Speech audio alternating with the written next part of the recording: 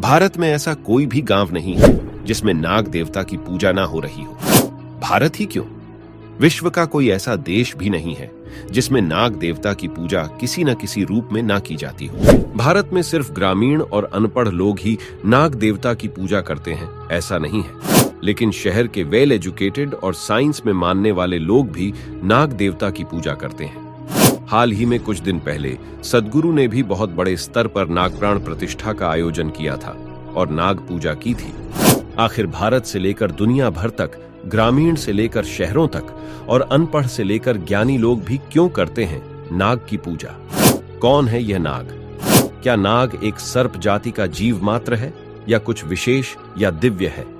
क्या मिलता है नाग की पूजा करने से? धन के रक्षक और धरती को धारण करने वाले नाग प्रसन्न हो जाए तो कैसे देते हैं अपार धन संपत्ति, और क्रोधित हो जाए तो क्यों देते हैं मौत? क्या नाग पूजा करने से काल सर्प दोष यानी कि समय के जहरीले प्रभाव से मिल जाती है मुक्ति? नाग, नागयोनी, नागलोक, नाग और नागिन, क्या है इनका रहस्य? और मृत्यु के बाद मनुष्य भी बनता है नाग, लेकिन कैसे? आइए जानते हैं अद्भुत, रहस्यमयी, दिव्य और विचित्र नाग और नागयोनि का रहस्य। नाग देवता की इस प्रस्तुति को हमने 5 अंकों में विभाजन किया है, जिनमें से 5वां अंक बहुत ही महत्वपूर्ण है, जो आपको नाग देवता की कृपा और असीमित धन संपत्ति दे सकता है। लेकिन इससे पहले आपको नाग देवता के 1 से लेकर 4 अंकों को समझना होगा, तभी आप 5वें मुद्दे का लाभ प्राप्त कर सकते हैं। नंबर 1, कौन है नाग देवता? नाग देवता एक ऐसी दिव्य योनि है जो पूरे विश्व में अपना प्रभुत्व रखती है।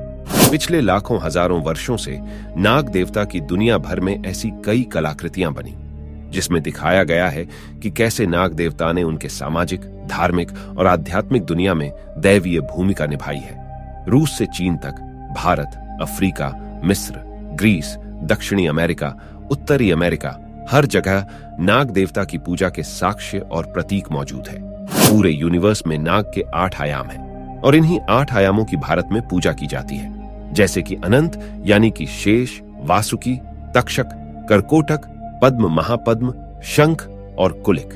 अनंत जिन्हें शेषनाग भी कहा जाता है, क्योंकि जब महाप्रलय के बाद सभी ब्रह्मांड, इंद्र, देवता, ब्रह्मा सबका लय हो जाता है, लेकिन फिर भी जो आयाम शेष बचता है उन्हीं को शेषनाग कहा जाता है। और इसी शेषनाग पर विष्णु तत्व योग निद्रा में यानी कि अव्यक्त रूप में विश्राम करते हैं। यह तो हुई सूक्ष्म और तात्विक बात। भगवान शिव के सेवक वासुकी हैं। समुद्र मंथन के दौरान मंदराचल पर्वत को मथनी तथा वासुकी को ही नेति, रस्सी बनाया था।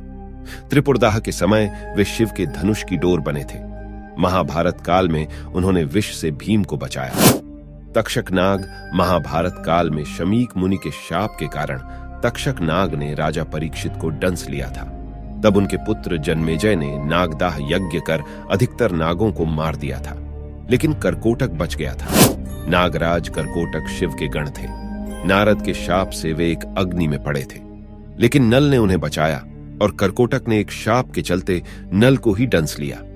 शिव जी की स्तुति के कारण करकोटक जन्मेजय के नाग यज्ञ से बचकर अवंतिका में छुप गए थे। जिस तरह से जो लोग सूर्य की पूजा करते हैं वह सूर्यवंशी कहलाते हैं, जो चंद्र की पूजा करते हैं वह चंद्रवंशी कहलाते हैं, जो अग्नि की पूजा करते हैं वह अग्निवंशी कहलाते हैं, और इसी तरह जो लोग नाग की पूजा करते हैं वह नागवंशी कहलाते हैं। और इसीलिए भारत में कई ऐसे नाग की पूजा करने वाली नागवंशीय क्षत्रिय, ब्राह्मण और अन्य जनजातियां थीं, जो अपने आप को नागवंशी या नाग कहलाती थी, जो अपने इष्ट देव नाग का सम्मान करने के लिए नाग के चिन्ह को अपने माथे पर धारण करती थी। यह वही नाग देवता है जो पुराने नागवंशी लोगों के इष्ट थे, और आज के समय में भी यही नाग देवता और नागयोनि का हमारे जीवन के साथ गहरा संबंध है। ये नाग देवता एक ऐसे आयाम में रहते हैं जिन्हें हम इस त्रिआयामी सृष्टि से नहीं देख सकते हैं, लेकिन हाँ, उनका अनुभव अवश्य ही कर सकते हैं। लेकिन मृत्यु के बाद मनुष्य कई बार इस नागयोनि में चला जाता है, लेकिन कैसे? आइए जानते हैं इस दूसरे पॉइंट में। नंबर 2, मनुष्य का नाग योनि में प्रवेश। अब आपको यह बात थोड़ी विचित्र लगेगी कि मनुष्य भी बन सकता है नाग, लेकिन जीवित रहते नहीं, परंतु मृत्यु के बाद। जब व्यक्ति की मृत्यु होती है तो उसकी आत्मा कई प्रकार की अवस्था को प्राप्त करती है।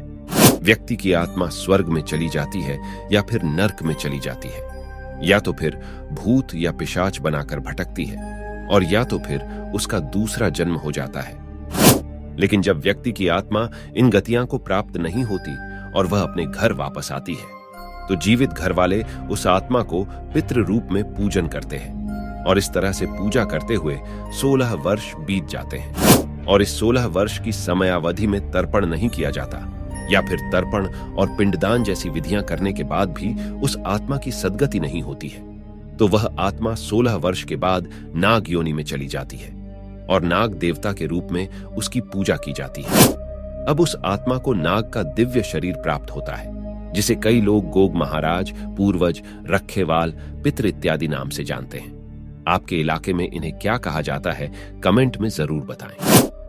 ज्यादातर जो लोग सात्विक प्रकृति के होते हैं, जो दूसरों का रक्षण करना चाहते हैं, ऐसे लोगों की जब सद्गति नहीं होती है तो वे नागयोनि में प्रवेश कर नाग देवता बनते हैं। लेकिन जिन लोगों की प्रकृति तामसिक होती है और अपनों का रक्षण करना चाहते हैं, अपने लोगों को छोड़कर नहीं जाना चाहते हैं, ऐसे लोगों की आत्मा की जब सद्गति नहीं होती है तो वे वीर गति को प्राप्त होते हैं और वीर के नाम से जाने जाते हैं। अब हम आपको गुजरात के प्रसिद्ध नाग देवता के बारे में बताएं तो उनका नाम है भाथी जी महाराज, जो गायों की रक्षा करते हुए अपने प्राणों का बलिदान दे दिया और मृत्यु के बाद सात्विक स्वभाव के कारण नागयोनि प्राप्त कर नाग देवता के रूप में पूजे जाने लगे। ऐसे ही गुजरात के दूसरे नाग देवता है दासजिया गोग महाराज। इसी तरह राजस्थान के सेंभर की गद्दी के चौहान राजवंशी राजा गायों की रक्षा करते हुए वीर गति को प्राप्त हुए, तो उन्हें भी नाग देवता के रूप में पूजे जाने लगा, जिन्हें स्थानिक लोग चौहान गोगा या सेंभरिया गोगा के नाम से जानते हैं। और इसी तरह मनुष्य की आत्मा जब देवताई नागयोनि को प्राप्त करती है और दिव्य बन जाती है, और जब आप उनके इलाके में रहने जाते हैं या फिर आपके ही के घर का कोई सदस्य नाग देवता या गोग महाराज बनता है, तो आपका सीधा संबंध उस नाग देवता से जुड़ जाता है। आपको उनकी पूजा करनी ही पड़ती है। लेकिन इनकी पूजा कैसे करें, क्या करेंगे तो यह नाग देवता आप पर क्रोधित होंगे, और क्या करने से प्रसन्न होंगे, आइए जानते हैं अगले पॉइंट में। नंबर 3, नाग देवता को प्रसन्न कैसे करें। तो नाग देवता एक सात्विक और दिव्यता प्राप्त देव है। अगर आप जिस स्थान में रहते हैं और वह स्थान नाग देवता का है, या फिर आपके घर में नाग देवता की पूजा की जा रही है, और यदि आप शराब, मांस, मछली, अंडे का सेवन करते हैं या फिर उस जगह पर लाकर रखते हैं, तो इससे नाग देवता बहुत क्रोधित होते हैं। दूसरी बात यह है कि आपके बाथरूम या संडास का पानी ऐसी जगह जाता है जहां नाग देवता का निवास स्थान है, तो भी नाग देवता आपसे क्रोधित होंगे ही होंगे, क्योंकि नाग देवता बहुत ही स्वच्छता प्रिय और सात्विक है। तीसरी बात यह है कि आप नाग के पूजक हैं और आप सर्प जाति के जीवों को मारते हैं, तो भी नाग देवता आप पर क्रोधित होंगे ही। चौथी बात यह है कि आप नाग देवता से कहते हैं कि मैं यह काम नहीं करूंगा, और जब आप अपने वचन का उल्लंघन करते हैं, तो भी नाग देवता आप पर क्रोधित होंगे ही। अब नाग देवता जब क्रोधित होते हैं तो क्या करते हैं, यह जानना भी अति आवश्यक है। तो जब नाग देवता क्रोधित होंगे तो आपको मृत्यु तुल्य कष्ट देंगे। आपको सपने में बार बार सांप और नाग दिखाई देंगे। सपने में आपको नाग काटने आएंगे। आपके शरीर पर कई सारे नाग लिपटे हुए दिखाई देंगे, और यदि आपका अपराध बहुत बड़ा हुआ तो नाग देवता मृत्यु भी दे सकते हैं। तो यह भी जान लीजिए कि नाग देवता को प्रसन्न करने के लिए क्या करें। नाग देवता को प्रसन्न करने के लिए सबसे पहले तो आप अपनी गलती का स्वीकार कर पश्चाताप करें। नाग देवता से कहे कि हे नाग देवता, मुझसे गलती हो गई, मुझे माफ करें, मुझ पर कृपा करें। घर में मांस, मदिरा, अंडे, मछली जैसी चीज न लाए। संडास, बाथरूम का पानी या कपड़े धोने का पानी नाग देवता की जगह न जाने पाए, इसका ध्यान रखें। घर में यदि कोई स्त्री मासिक धर्म में हुई है तो वह स्त्री नाग देवता के स्थान में न जाए। स्त्रियां जब नाग देवता के दर्शन के लिए जाए तो माथे पर पल्लू अवश्य ही डाल लें। आपने यदि नाग देवता का कोई अपराध या गलती की है तो उसका दंड स्वीकार कर ले, और उसे दंड के रूप में गाय को रोटी खिलाना, पंछियों को दाना देना, कुत्तों को रोटी देना, चींटियों को खाना देना जैसा दंड स्वीकार कर अपनी गलती का प्रायश्चित करें। जब आप नाग देवता का कोई अपराध करते हैं तो नाग देवता आप पर दूसरी बार जल्दी से विश्वास नहीं करते हैं, लेकिन आपको उनकी सेवा, पूजा, प्रायश्चित और दंड स्वीकार कर उनका विश्वास पुनः प्राप्त करना होगा। अब नाग देवता से जुड़ी हुई एक महत्वपूर्ण बात को भी आपको जानना ही चाहिए। नंबर 5, नाग देवता कैसे देंगे अपार धन संपत्ति। नाग देवता को धन का रक्षक माना जाता है। आपको तो पता ही होगा कि पद्मनाभ स्वामी मंदिर के तीसरे चैम्बर की रक्षा स्वयं नाग देवता करते हैं, और जिसने भी इस चैम्बर को खोलने की कोशिश की उसके साथ कुछ ना कुछ अनहोनी जरूर हुई है। अब हम आपको यह बात इसलिए कह रहे हैं कि हम में से कई लोगों को जमीन में गड़े हुए धन के स्वप्न आते हैं और हम उस धन को प्राप्त करने की लालच में बताए गए स्थान पर जमीन खोदकर धन प्राप्त करने की कोशिश करते हैं, और इस धन को प्राप्त करने के बाद उन लोगों को बड़ी बड़ी तकलीफें और दुख मिलने शुरू हो जाते हैं। तो क्यों उनको दुख और तकलीफें मिलनी शुरू हो गई? क्योंकि उन्होंने नाग देवता का बहुत बड़ा अपराध कर दिया है।